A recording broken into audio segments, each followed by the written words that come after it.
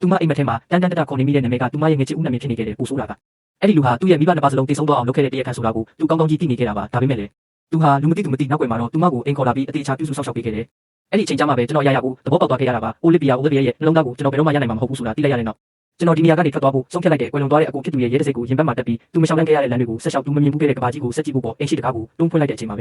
ဲအဖိုးအိုချန်အိုမန်ချန်ကအိုလီဗီယာရဲ့ကြောပြင်ကိုကြားပုတ်နဲ့အရှင်ကုန်လွှဲလိုက်တာကိုကျွန်တော်မြင်လိုက်ရတဲ့အသားတွေဆုပ်ပြဲသွားတဲ့ရှက်ခနဲ့အတန်ကတိတ်ဆိတ်နေတဲ့အခန်းထဲမှာဓာတ်စင်းလိုဖြတ်တန်းသွားပြီးအိုလီဗီယာရဲ့ကြောပြင်တစ်ခုလုံးတွေးချင်းညီသွားခဲ့ရတယ်ဒါပေမဲ့သူမစီကညီးတွားတဲ့တစ်ချက်တောင်ထွက်မလာခဲ့ဘူးနေငါ့ကိုရမှာအီတန်ကိုနိုင်ငံခြားကနေပြန်ခေါ်လာတဲ့ဟုတ်လားနေမှာတည်သွားတဲ့မိဘတွေပေါ်လေးစားစေရောရှိသေးရဲ့လားအဖိုးအိုရဲ့အတန်တွေဟာဒေါသကြောင့်တုံ့နေပြီးကြားပုတ်ကိုထပ်မံမြောက်လိုက်ပြန်တယ်အိုလီဗီယာကတော့စွန့်အလျက်တကားဝါမှာအေးခဲရနေတဲ့ကျွန်တော်ရဲ့လက်သေးတွေဟာဝါပုတ်လောက်ဝါတဲ့စိုက်ဝင်လူမတက်နာကျင်နေရတဲ့ကြားပုတ်တစ်ချက်ကျလာတိုင်းကျွန်တော်ရင်ဘက်ကိုတိုက်ရိုက်ထိမှန်တယ်လို့ခံစားရပြီးအသက်ရှူရတာတောင်ကျက်တက်လာခဲ့တယ်သူမရဲ့စိတ်နေခြင်းဟာဘယ်ဖြစ်ထမဆိုပိုပြီးရက်ဆက်လွန်လာပါတယ်နောက်ဆုံးမှာတော့အိုလီဗီယာဟာဒဏ်ရာတွေကိုမခံနိုင်တော့ပဲကျန်းပြင်ပေါ်လဲပြိုပြီးတတိလက်သွားခဲ့ရရှာတယ်စေးုံရောက်တော့သူမရဲ့ဒဏ်ရာတွေကိုစီးကြောပြီးဖြူဖြောနေတဲ့မျက်နှာလေးကိုကြည့်ပြီးကျွန်တော်စိတ်တွေအသိစီပြန်လဲလွှဲမျောသွားခဲ့မိတယ်လွန်ခဲ့တဲ့နှစ်ပေါင်းများစွာကမိဘမဲ့ဖြစ်သွားတဲ့ကျွန်တော်နဲ့အကိုဖြစ်သူကုလသမဂ္ဂညီငယ်ရေးစောင့်ကြည့်ရေးအရာရှိ Peacekeeping Officer တို့ညီကိုနှစ်ယောက်ပဲရှိခဲ့တာပါတရက်မှာတော့မျောလင်းချက်ပြည့်နဲ့စောင့်နေတဲ့ကျွန်တော်စီကိုအကိုဖြစ်သူကားအက်ဆီဒင့်နဲ့ဆုံးပါသွားပြီဆိုတဲ့သတင်းဆိုးရောက်လာခဲ့တယ်သူဟာအဖိုးဦးရှန်ဘုံမန်ရှန်ရဲ့အသက်ကိုကယ်တင်ရင်းတည်ဆုံးသွားခဲ့တာမို့နောက်နောက်တွေနဲ့ပြည့်နေတဲ့အဖိုးဦးဟာကျွန်တော်ကြောက်တက်နေတဲ့အချိန်မှာပဲသူ့အိမ်ကိုခေါ်ယူဆောက်ရှောက်ခဲ့တယ်ရှန်အိမ်ကိုရောက်ခါစားညတွေမှာမိသားစုကိုလွန်လို့ကျွန်တော်အိမ်မပြောခဲ့ဘူးတညမှာဥယျာဉ်ထဲပုံပြီးငိုနေတော့အိမ်ပြန်လာတဲ့အိုလီဗီယာနဲ့စတွေ့ခဲ့တာပါသူမကကျွန်တော်ကိုမြင်တော့အံ့ဩသွားပြီးစောင့်ကြောက်ထိုင်ချကလက်ကင်ပိုးဝါလေးကမ်းပေးခဲ့တယ်ဟေးမငိုပါနဲ့တော့ဒီနေ့ကစပြီးဒီနေရာကမင်းရဲ့အိမ်တစ်ပေါ်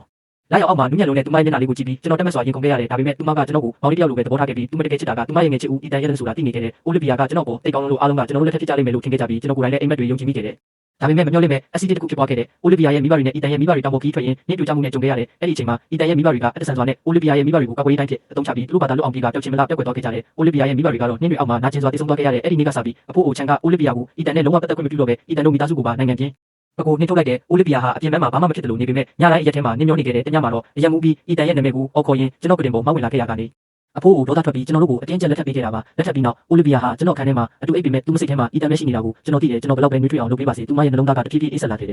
အခုတစ်ခါအဖိုးကိုရရတဲ့အကြောင်းရင်းကိုလည်းကျွန်တော်သိနေခဲ့တယ်နိုင်ငံခြားမှာဒုက္ခရောက်နေတဲ့အီတန်ကိုအိုလီဗီယာကတိတ်တဆိတ်ပြန်ခေါ်လာပြီးဗီလာအိမ်တစ်လုံးမှာထားပေးခဲ့တာကိုအဖိုးအိုထက်ကျွန်တော်ကအရင်သိနေပြီးသားပါကျွန်တော်ကိုယ်တိုင်နောက်ရောက်ခံလိုက်ကြည့်တော့အိုလီဗီယာဟာအီတန်အတွက်ကိုယ်တိုင်ကိုယ်ချဟင်းချက်ပေးပြီးသူကြိုက်တဲ့ပန်းတွေကိုစိုက်ပျိုးပေးနေတာကိုမျက်ဝါးထင်ထင်မြင်ခဲ့ရတယ်ပြန်လည်တတိယလာတဲ့စေးုံခန်းလေးထဲမှာအိုလီဗီယာဟာအိမ်မက်ထဲအထိအီတန်ရဲ့နာမည်ကိုရောင်ရမ်းခေါ်နေတော့မယ်ကျွန်တော်သူမရဲ့နဖူးပြင်လေးကိုဖောက်ဖွားလေးပုတ်တက်ပေးရင်သူမမကြခင်ဒီအိမ်တော်ကြီးကနေလွတ်မြောက်တော့မှာပါလို့တွေးနေမိချိန်တကားကဝုန်းကနေပွင့်လာပြီးအီတန်ပြပြတလဲပြေးဝင်လာခဲ့တယ်သူကကျွန်တော်ကိုစောင့်တုံးပြီးအိုလီဗီယာစီပြေးသွားတာကြောင့်ကျွန်တော်နေရန်နဲ့စောင့်ပြီးခေါင်းကတွေးတွေစီးကျလာခဲ့တယ်ဒါပေမဲ့အီတန်ကတော့ကျွန်တော်ကိုလှည့်တောင်ကြည့်ခဲ့ဘူးကျွန်တော်အသားလေးခန့်ပြစ်ထွက်ပြီးဒဏ်ရာကိုစီးတက်ပြီးတော့အိုလီဗီယာအတွက်စံပြုံးနဲ့ဟင်းအချို့သွားဝယ်ခဲ့တယ်ဒါပေမဲ့အခန်းတကားကိုပြန်ဖွင့်လိုက်တဲ့အချိန်မှာတော့ကရင်ဘေးမှာအိပ်ပျော်နေတဲ့အီတန်ရဲ့နဖူးကိုအိုလီဗီယာကအသားလေးထူပြီးခိုးနှမ်းနေတာကိုမြင်လိုက်ရပြန်တယ်ကျွန်တော်လက်ထက်ကစံပြုတ်ထုတ်တွေအေးဆက်သွားတယ်လို့ကျွန်တော်နှလုံးသားလည်းစုပ်ပြတ်တက်သွားခဲ့ရတယ်အိမ်ပြန်ရောက်တော့ကျွန်တော်အိုလီဗီယာပြီးခဲ့ဘူးတဲ့လက်ဆောင်တွေတက်ပုံတွေကိုတက်တာလေးထည့်ပြီးသိမ်းဆေးဖို့ပြင်လိုက်တယ်စာကြည့်ကန်ထဲမှာမတော်တဆလှုပ်ဝက်ကလပ်ကိုထိမိသွားတဲ့အခါစာအုပ်စင်နောက်ွယ်ကလှုပ်ဝက်အခန်းတစ်ခန်းပွင့်လာခဲ့တယ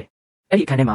ာအီတန်နဲ့ပတ်သက်တဲ့ပစ္စည်းတွေအပြည့်ပဲကွဲချင်နေလို့ပြန်ကတ်ထားတဲ့တရုတ်ကျွေးဦးပစ္စည်းနေတဲ့ပကြီးကားချက်တွေပလတ်စတစ်နဲ့တေချာထိုးပိုးထားတဲ့စက်ကူလေးရင်ပြန်တွေအဲ့ဒီနေရာမှာရှိတဲ့ဒိုင်ယာရီစာအုပ်ထဲမှာလည်းရက်စွဲတိုင်းကအီတန်ချောင်းတွေကြီးပဲ2020မတ်လ15ရက်အီတန်ကအေးတယ်လို့အိမ်မက်မက်လို့ပါရီကိုလေရင်လက်မှတ်ချက်ချင်းဖြတ်ပြီးတွားတွေ့ခဲ့တယ်2023ဇန်နဝါရီ3ရက်ကုမ္ပဏီပွဲမှာလူတစ်ယောက်ကိုအီတန်မက်နဲ့မှခေါ်မိတယ်2025ဩဂတ်9ရက်အီတန်ရဲ့မွေးနေ့မှာတိတ်တဆိတ်ပန်းတွေတွားချပေးခဲ့တယ်နောက်ဆုံးစာမျက်နှာကတော့ပြီးခဲ့တဲ့အပတ်ကအီတန်ပြန်လာတဲ့နေ့ကပေါ့သူမရဲ့နှလုံးသားကိုထားရအစ်စ်မှန်ရောက်လာပြီးတဲ့ကျွန်တော်မျက်ရည်တွေဝေဝါးလာပြီးနောက်ဆုံးမိရင်ပစ္စည်းတင်စင်ကိုတိုက်မိလို့တက်ပုံပေါင်းတစ်ခုပြုတ်ကျကွဲအပ်သွားခဲ့တယ်ကျွန်တော်ပြပြတလဲကောက်နေတော့နောက်ကျောကနေအေးဆက်ဆက်အတန်တစ်ချက်ထွက်လာခဲ့တယ်နေမလုံးနေတာလေအိုလီဗီယာဟာဒေါသအပြည့်နဲ့ကျွန်တော်ကိုစောင့်တုံးလိုက်လို့ကျွန်တော်မှန်ခွဲစားတွေပေါ်လဲကြပြီးလက်ဖွားနဲ့ဒူးတွေတွေးချင်းချင်းနေသွားခဲ့ရတယ်သူမဟာကျွန်တော်ရဲ့တရားတွေကိုလှည့်မကြည့်ပဲအဲ့ဒီတက်ပုံပေါင်းကိုပဲရေဝင်နဲ့ပိုက်ထားခဲ့တယ်ကျွန်တော်နာကျင်စွာနဲ့အခန်းပြင်ကိုထွက်လာရင်နောက်လဲကြည့်လိုက်တဲ့အခါအိုလီဗီယာဟာမြေပြင်ပေါ်တူးထောက်ပြီးမှန်ခွဲစားတွေကိုအသေးအတန်လိုက်ကောက်နေတာကိုမြင်ခဲ့ရတယ်ကဘာပေါ်မှာအဖို့တန်ဆုံးရာကိုကင်တွင်နေတယ်လို့မျိုးနူးညံ့လုံးနဲ့လက်ချောင်းလေးတွေနဲ့ပေါ့ဆရာဝန်ကကျွန်တော်ရဲ့လက်ဖွားနဲ့ဒူးတွေကိုချုပ်ပြီးရင်အမာရွထင်ချင်ရေးလိမ့်မယ်လို့ပြောသွားခဲ့တယ်အိုလီဗီယာစီကတော့ဖုန်းတစ်ချက်စားတဲ့ဆောင်တော်ရောက်မလာခဲ့ဘူးကျွန်တော်ကွဲသွားတဲ့အဲ့ဒီတက်ပုံပေါင်းကိုပြန်ပြင်ပေးချင်လို့မျိုးတွေကရှေးအောင်ပစ္စည်းပြုပြင်တဲ့ဆိုင်တစ်ဆိုင်မှာ3ရက်တိုင်တိုင်အေးတက်ခံဆောင်ဆိုင်ပြီးကုညီပြင်ဆင်ပေးခဲ့တယ်3ရက်ညောင်းနေညနေခင်းတက်ပုံပေါင်းလေးအကောင့်မကတိအတိုင်းပြန်ဖြစ်သွားတဲ့အချိန်မှာပဲအိုလီဗီယာဟာဆိုင်ထဲကိုအပြေးလွှာရောက်လာခဲ့တယ်သူမဟာအကောင့်တိုင်းရှိနေသေးတဲ့ပေါင်လေးကိုမြင်မတက်တင်းချနိုင်တော့တယ်သူမဟာဆိုင်ရှင်အိုကြီးကိုပေါင်ရဲ့အနားတလေးတွေကိုအသေးချာပြီးဆိုင်ဖို့မှကြားနေပြီးအဲ့ဒီပစ္စည်းကိုပျက်စီးသွားမှစိုးရင်တကြီးကင်တွင်နေခဲ့တယ်ကျွန်တော်ဘေးကနေရက်ကြည့်ရင်နှလုံးသားတစ်ခုလုံးအစ်စ်ပိုင်းလိုက်ကျင်းသွားရတယ်လို့ခံစားလိုက်ရတယ်ဘာဖြစ်လို့လဲဆိုတော့အဲ့ဒီတက်ပုံပေါင်းထဲမှာရှိနေတာကကျွန်တော်တို့နှစ်ယောက်ရဲ့ပုံမဟုတ်ပဲအိုလီဗီယာနဲ့အီတန်တို့ရဲ့စစ်ဆက်ကြောင်းလမ်းချင်းအမတ်တရတက်ပုံဖြစ်နေလို့ပါပဲ